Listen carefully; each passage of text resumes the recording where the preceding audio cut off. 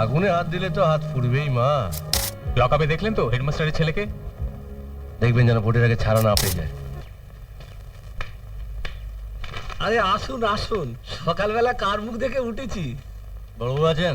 হ্যাঁ হ্যাঁ, চলে যান। জানেন স্যার এদিকে তাকাবেন না? সবারটা ওনার কাছে দিয়ে দিলাম, ভাগ করে নেবেন। স্যার বড়বাবুটা ওনাকে আলাদা করে না দিলে আমাদের থেকে অর্ধেকটা নিয়ে নেবে। ওনারটা ওনাকেই দিয়ে যাবো।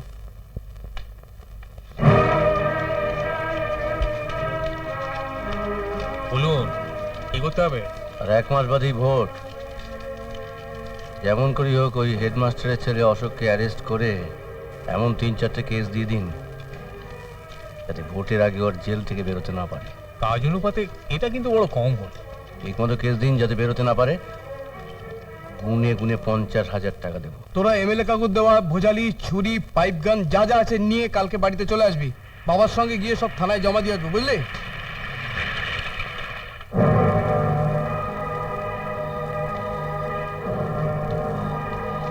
এখানে আমি চলো থানায় চলো। কেন থানায় যাবো কেন? তোমার জন্য গায়ের কোনো মেয়ে স্কুলে যেতে পারছে না, ওদের গার্জেনরা এসে থানায় কমপ্লেন করেছে। চলো। আমি কবে মেয়েদের পেছনে লাগলাম স্যার? কবে মানে? রোজ লাগো, আজই লেগেছো। আজই? গত সপ্তাহ থেকে গরমের ছুটি পড়েছে স্যার, মেয়েরা এখন কেউ স্কুলে যাচ্ছে না। হ্যাঁ আপনিও হয়েছেন যেমন।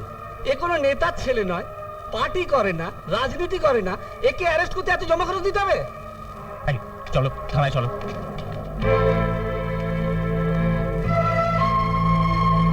অশোককে থানায় ধরে নিয়ে গেছে কেন? তা বলতে পারবো না।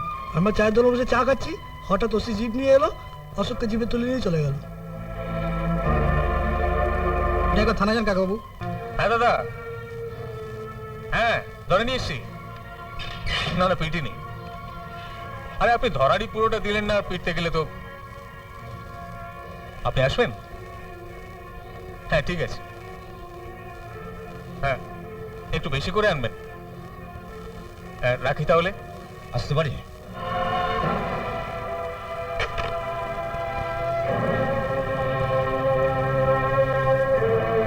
কি ব্যাপার বলুন? আমার নাম বিমল চৌধুরী। বিমল চৌধুরী? আপনি সেই প্রাইমারি স্কুল হেডমাস্টার? ভোটে দাঁড়িয়েছেন, মন্ত্রী হবেন। পিপিলিকার পাখা গজায় মরিবার তরে। তা হঠাৎ করে মাথায় কুবুদ্ধি চাপলো কেন? বলুন কি করতে পারি আপনার জন্য? দয়া করে যদি আপনার রেটটা একটু বলেন। কিসের রেট? ওই ধরার জন্য কত দিতে হয়, পিটনের জন্য কত, আর ছেলে দিতেই বা কত? বাজি কথা রেখে বলুন কি চান। আমি আমার ছেলেকে ছাড়িয়ে নিয়ে যেতে চাই। ওসব ছাড়া ফাড়া এখন যাবে না। এটা তো বলা যাবে? ওকে কেন ধরে এনেছেন? কিছু করেছে নিশ্চয়ই। আমি ওর বাবা হয়ে ভোটে দাঁড়িয়েছি, এটাই কি ওর অপরাধ? বাজে কথা না বলে এখন যান, নইলে সব মাস্টার ফাস্টার মানবো না, লকআপে ভরে দেবো। কি হলো, যান।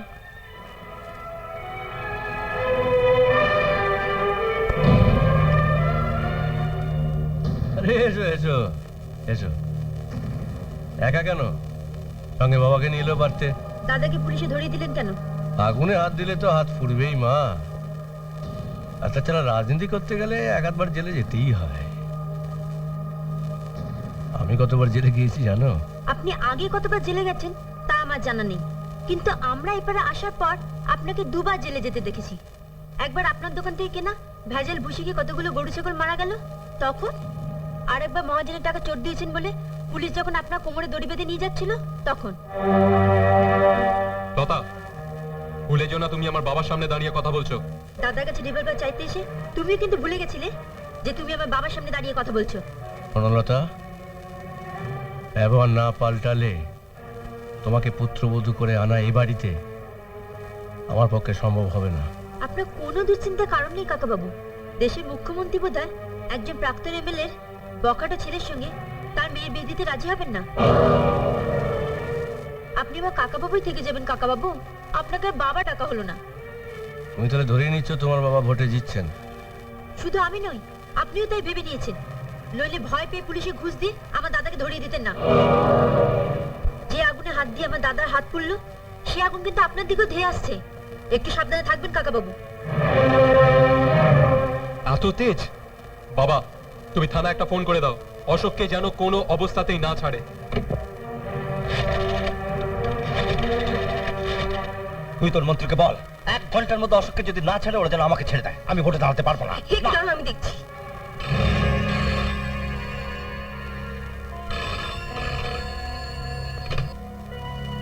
হ্যালো, কে কথা বলছেন? ও নমিতা দেবী, হ্যাঁ বলুন, কি খবর? কি লজ্জার কথা বলুন তো, দাদার ছেলে অশোককে পুলিশে ধরে নিয়ে গেছে। দাদা খুব রাগারাগি করছে, বলছে তোদের কথা মতো ভোটে দাঁড়াতে গিয়ে আমার মান সম্মান সব গেল। এটা নিশ্চয়ই বিভাস চক্রবর্তীর কাজ। আসুন স্যার, আসুন।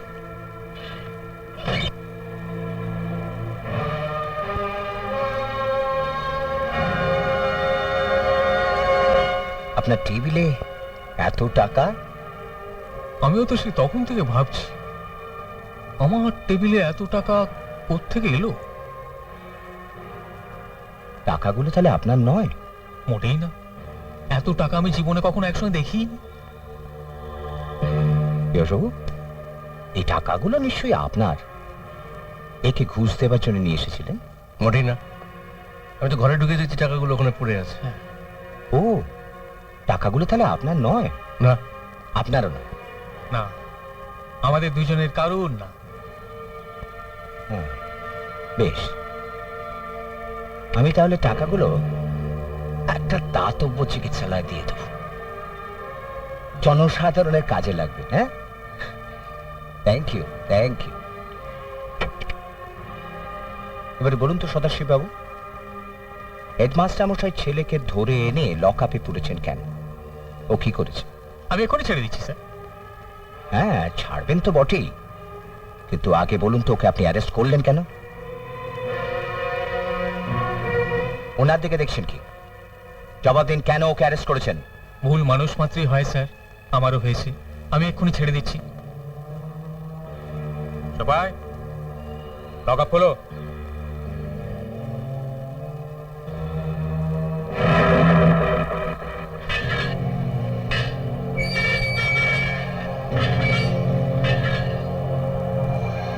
দেখলেন তো কাকাবু, বাপেরও বাপ থাকে। জায়গাটা দেখে গেলাম, এবার আপনার ছেলে রাজুকে এখানে পাঠাবো, যদি পারেন তো ঠেকাবেন।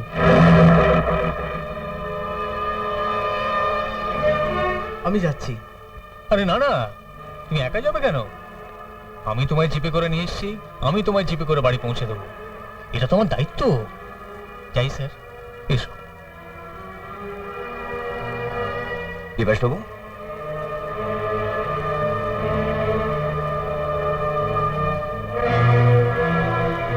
আপনি তো প্রায় থানায় আসেন। থানায় এরম বেওয়ারিশ টাকা পড়ে থাকলে আমাকে একটু খবর দেবেন, আমি এসে নিয়ে যাব।